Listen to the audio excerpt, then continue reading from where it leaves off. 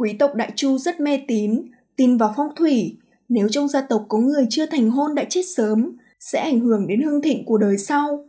Gia tộc sẽ trăm phương ngàn kế tìm nam nữ trẻ tuổi mới qua đời để kết minh hôn. Trong bóng đêm, hai nam tử một già một trẻ lén lút tiến vào nghĩa trang. Vương gia đang gấp gáp tìm vợ cho con trai, ra giá 10 lượng bạc. Bọn họ chỉ cần tìm được thi thể nữ nhân, cải trang giả dạng, vẽ ra một thân thế trong sạch rồi bán đi. Tiền bạc có thể xua tan mọi bất an sợ hãi. Bãi tha ma này đại đa số thi thể để tùy tiện vùi lấp, ngay cả một mảnh chiếu quấn thân cũng không có, không sợ bị người phát hiện mà truy cứu trách nhiệm. Lão nhân là người có kinh nghiệm, chỉ thoáng nhìn qua đã phát hiện ra một ngôi mộ mới. Chỉ mới đào vài nhát đã lộ ra thi thể một nữ nhân. Nữ thi trên người tràn đầy vết thương, đầu tóc rối bời, y phục rách nát, hoàn toàn trở thành huyết nhân, không nhìn rõ hình dáng. Thật đáng tiếc, thương thành như vậy rất khó lau sạch. Bọn họ đành phải đào một ngôi mộ khác để thử vận may. Đang chuẩn bị xuống tay đào ngôi mộ mới, thì bọn họ nhìn thấy nữ thi khi nãy đang run rẩy tiến về phía mình. Nàng khắp người đều là máu, tóc dài che kín mặt, nơi nàng đi qua để lại từng dấu chân máu. Đi đêm lắm có ngày gặp ma, hai người bị dọa sợ, hốt hoảng la hét chạy trốn.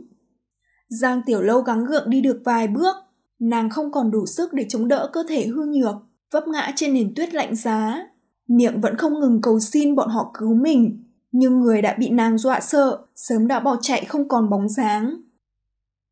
Nàng nằm trên nền tuyết lạnh giá, ý thức dần tan rã. Ký ức xa xăm đột nhiên ùa về, nàng nhớ về lần đầu tiên nàng gặp Tần Tư là vào 7 năm trước. Khi đó, phụ thân của nàng vẫn còn sống, nàng vẫn là khuê tú của Giang gia. Tần gia và Giang gia vốn là tri kỷ.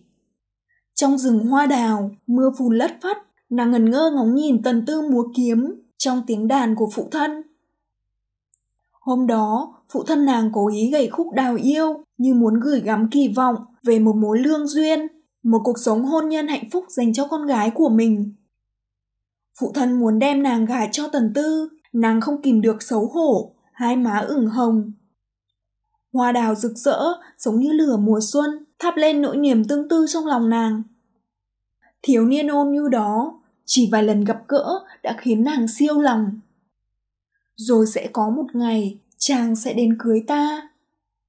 Nàng cứ như vậy dịu dàng chờ đợi, mùa đông qua đi, mùa xuân thay lá, cuối cùng ngày họ đính hôn cũng tới.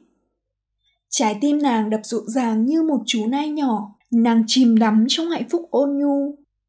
Sức khỏe của phụ thân lại dần dần suy yếu, cuối cùng không gượng được nữa. Đại ca nàng lại phải đi xa lo việc làm ăn buôn bán. Giang Vạn Phong không yên tâm để nàng ở nhà một mình, cẩn thận giao nàng cho Tần gia chăm sóc. Năm đó, Giang Tiểu Lâu 13 tuổi, mang theo của hồi môn 10 vạn lượng, trở thành khách của Tần gia. Cha mẹ chồng tương lai hiền từ, Tần Tư ôn nhu chăm sóc. Khi nàng cho rằng mình đã tìm được nơi nương tựa cả đời, thì Tần gia lại gặp nạn. Nàng ngu ngốc đem tất cả 10 vạn lượng giao ra, cứu Tần gia khỏi nguy cấp. Tới khi Tần Tư dùng thân phận thương nhân đoạt được danh hiệu thám hoa, thì thế giới của nàng đã hoàn toàn sụp đổ.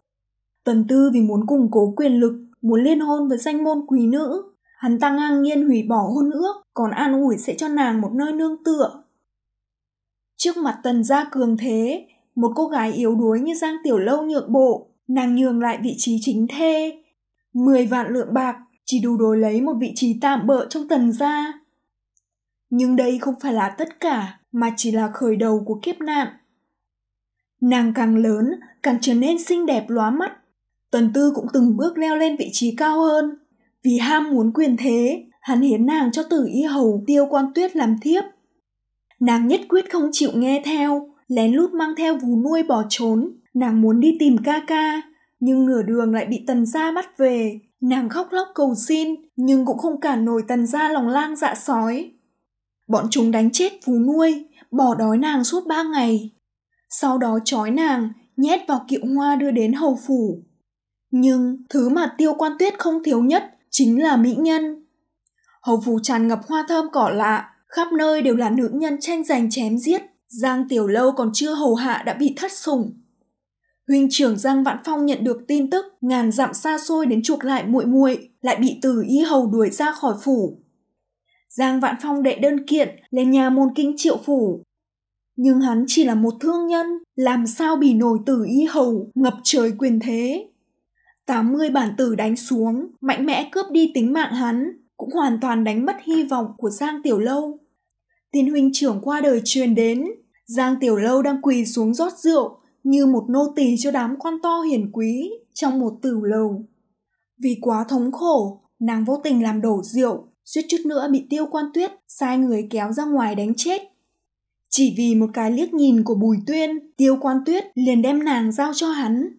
Bùi Tuyên mang nàng về tướng quân phủ, nhưng hắn lại cho rằng nàng là gián điệp của Tiêu Quan Tuyết. Bùi phủ đề phòng giám thị nàng, không ngừng đánh đập chửi rủa. Cuộc sống của nàng tràn ngập lo sợ bất an, nhiều lần cận kề với cái chết. 1 năm sau đó, Bùi Tuyên được ban hôn với Ngũ công chúa. Giang Tiểu Lâu xin được rời đi, nhưng hắn lại mỉm cười rồi thẳng tay bán nàng vào thanh lâu. Giang Tiểu Lâu bị những nam nhân này từng bước dồn ép đến bước đường cùng. Tú bà dùng tất cả thủ đoạn bức bách nàng. Giang Tiểu Lâu thà chết không nghe, nàng bị tra tấn đến mức cả người là thương, sốt cao suốt nửa tháng. Cuối cùng chúng bọc nàng bằng một tấm chiếu rách rồi vứt vào bãi tha ma. Nhân gian lạnh lẽo, nhân thế nhẫn tâm. Nàng từ sợ hãi đến lạnh nhạt, tất cả hy vọng đều tan biến. Hoa tuyết tùy ý rơi trên mắt nàng, tan thành từng giọt nước mắt. Nàng rất nhớ phụ thân và ca ca, nhưng nàng không thể chết. Nếu chết đi, nàng làm sao có thể đối mặt với thân nhân? Nàng đã không còn gì để mất, nàng chỉ mới 17 tuổi, nàng không thể cứ thế mà chết. Những kẻ vong ân phụ nghĩa, lòng lang dạ sói, chà đạp lên mạng sống, danh dự của Giang gia. Nàng phải từng chút mà trở về hồi báo. Nàng phải sống thật dài lâu để tự tay tiễn bọn chúng xuống địa ngục. Sắc trời vẫn còn mờ tối. Xe ngựa của Tạ gia đang chạy trên đường cái thì phát hiện một nữ thi.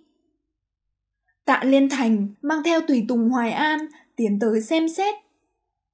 Hoài An theo Tạ Liên Thành vào Nam ra Bắc khắp nơi, lá gan cũng lớn một chút, vội vã chạy tới gần, lại bị thảm trạng của nữ nhân đó làm cho sợ ngây người. Khi nhìn thấy người đó, Tạ Liên Thành nhíu mày.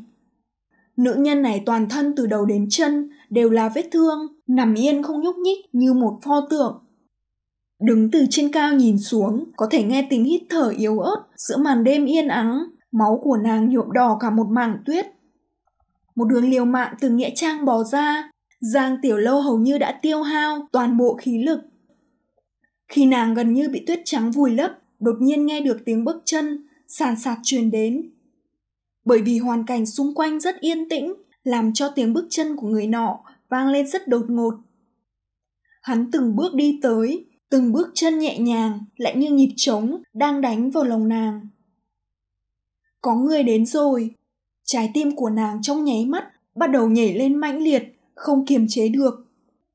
Đó là một nam nhân cực kỳ tuấn mỹ, ánh đèn ôn nhu càng khiến vẻ đẹp của hắn trở nên rực rỡ.